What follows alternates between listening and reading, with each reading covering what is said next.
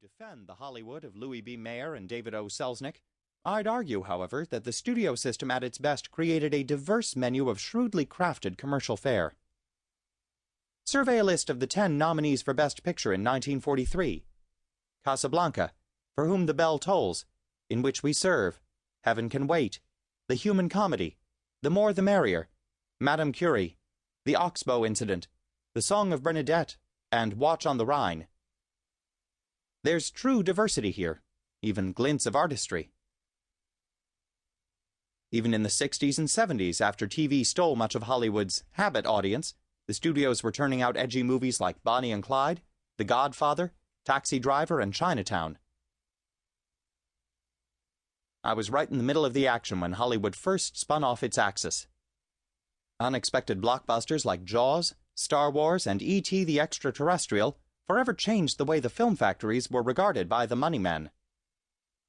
Watching the lines wind around the block at theaters in the U.S. and overseas, the Michael Eisners and Rupert Murdochs of the world recognized that movies were not just a business, but a downright bonanza. If a film could make $500 million almost inadvertently, why not build an assembly line that would systematically tap into these markets?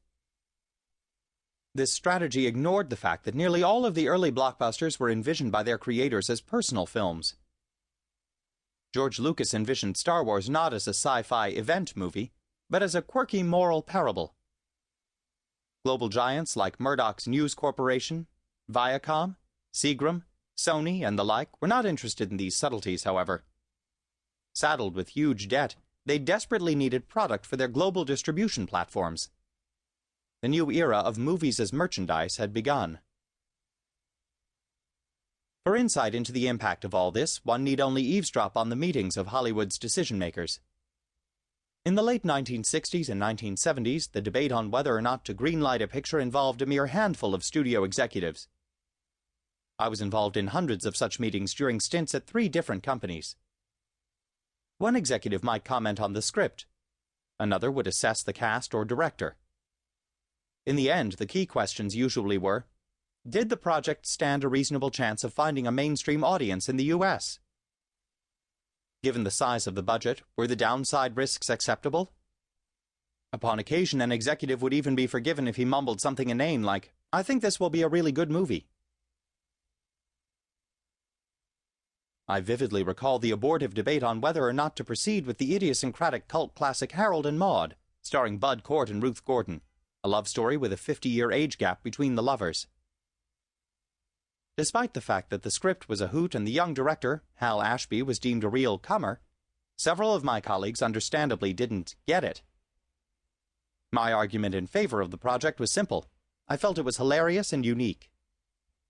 Skeptics at the studio finally surrendered, mainly because they found the story too annoying to even discuss.